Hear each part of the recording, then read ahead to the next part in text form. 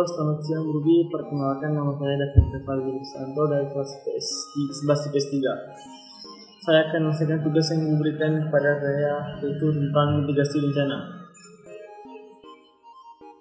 Ya, langsung saja kita mulai. Indonesia adalah negara yang dilewati oleh Ring of Fire Pacific, serta pertemuan antara lempeng tektonik Eurasia dan Indo-Australia yang menyebabkan terjadinya bencana alam seperti gunung berapi, gempa bumi, banjir, tanah longsor, dan bencana alam yang lainnya. Ya, kita langsung masuk ke pengertian bencana alam. Bencana merupakan peristiwa atau rangkaian peristiwa yang mengganggu kehidupan atau penghidupan masyarakat yang disebabkan oleh faktor alam, non-alam, manusia yang dapat menyebabkan korban jiwa. Bencana alam dapat menyebabkan kerugian yang sangat besar, baik kerugian material maupun non-material. Kita langsung masuk ke karakteristik bencana alam. Karakteristik bencana alam harus dipahami oleh aparatur pemerintah dan masyarakat, terlebih yang tinggal di daerah rawan bencana alam.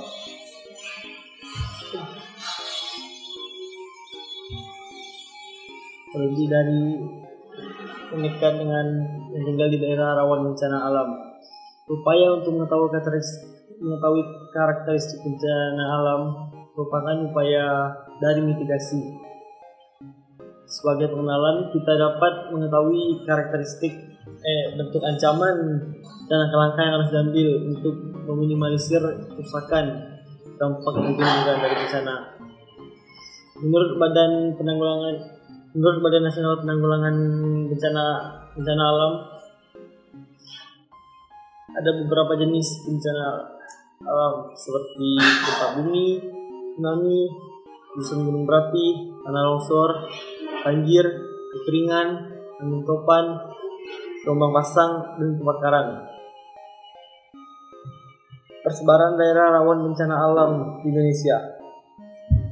Indonesia merupakan daerah pertemuan 3 lempeng tektonik besar, yaitu lempeng Indo-Australia, lempeng Eurasia, dan lempeng Pasifik. Di antara lempeng-lempeng tersebut terdapat retakan-retakan besar di kerak bumi. Lempeng-lempeng tersebut bergerak perlahan ke arah permukaan bumi. Lempeng-lempeng tersebut ada yang mengalami pergerakan bertabrakan, berdekatan, dan berjauhan. Pergerakan tersebut menimbulkan beberapa daerah di Indonesia rawan terhadap bencana alam. Adapun persebaran bencana beserta daerah yang berpotensi terhadap bencana alam di Indonesia sebagai berikut. 1. Persebaran daerah rawan gunung meletus. Saat lempeng Indo-Australia bertabrakan dengan lempeng Eurasia, lempeng tersebut jatuh ke dalam bumi di bawah Indonesia. Lempeng-lempeng tersebut meleleh dan menghasilkan magma karena suhu yang berada di dalam bumi, karena tingginya suhu yang ada di dalam bumi. 2. Persebaran daerah rawan gempa bumi. Indonesia merupakan negara yang berpotensi terjadinya gempa karena Indonesia dikepung 3 lempeng tektonik. Selain itu, Indonesia juga termasuk jalur The Pacific Ring of Fire, cincin api Pasifik, yang merupakan jalur rangkaian gunung api aktif di dunia. Mitigasi bencana alam. Menurut Undang-Undang Nomor 27 Tahun 2007 tentang Penanggulangan Bencana Alam, mitigasi adalah upaya untuk mengurangi risiko bencana, baik melalui pembangunan fisik maupun penyadaran dan peningkatan kemampuan menghadapi ancaman bencana. Mitigasi bencana pada umumnya dilakukan dalam rangka mengurangi kerugian akibat kemungkinan terjadinya bencana, baik itu berupa korban jiwa atau kerugian harta benda yang berpengaruh terhadap kehidupan dan kegiatan manusia.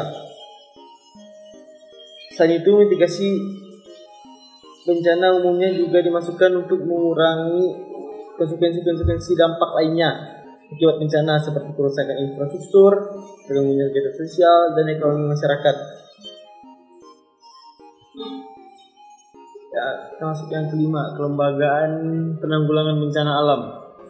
Penyusunan kelembagaan penanggulangan bencana sangat diperlukan mengingat potensi bencana yang cukup besar di Indonesia.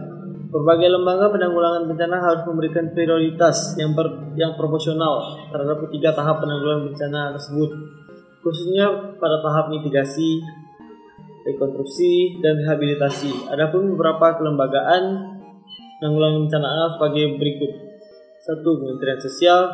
2. Palang Merah Indonesia. 3. Badan Nasional Penanggulangan Bencana. 4. Badan SAR Nasional. 5. Badan Meteorologi, Klimatologi, dan Geofisika. Ya, sekian dari penjelasan saya tentang mitigasi bencana alam. Semoga saya dapat dimengerti. Terima kasih, selamat siang Bu.